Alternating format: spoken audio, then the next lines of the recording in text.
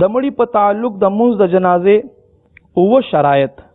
نمبر 1 مړی به مسلمان وي، یعنی څوک چې مړ شوی وي مسلمان به وي، مسلمان جنازې له به ورځي.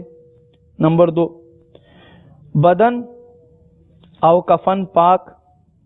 نمبر 3 مړی موجود دل.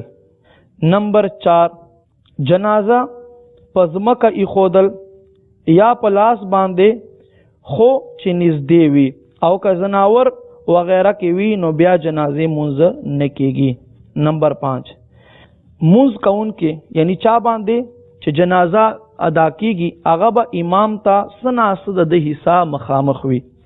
فرض حصه پټول پکار دي، فرض حصه بیا ښکاري نه.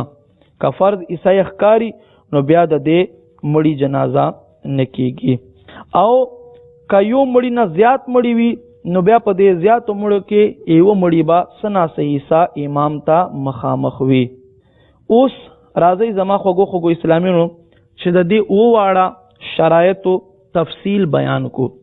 یعنی ما خوږو اسلامینو اول د مړي مسلمانېدل لازمي دي.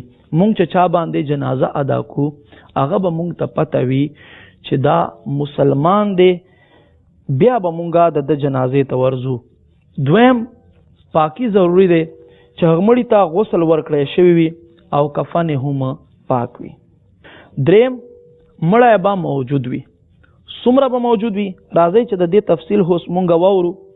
کل یا نصف خو سره د سر موجودېدل دا ضروری دی.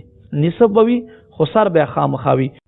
دقسې ما عزتمندو قدرمندو جنازه به په ځمکه باندې پرته وي یا که په کټ باندې پرته وي بیا هم کېږي، خو یاد وساتئ په ګاډي کې یا په سورلۍ باندې په زناور باندې جنازه پرته وي بیا جنازه نه کېږي.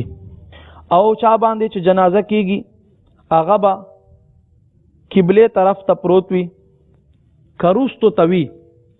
جنازې مړی به قبله ته مخامخ پروت وي، کروستو طرف ته وي نو ما خوږو اسلامینو دغه سړي هم جنازه نه کېږي.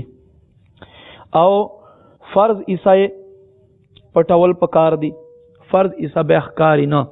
که فرض حصه ښکاري نو بیا د دې مړي جنازه نه کېږي.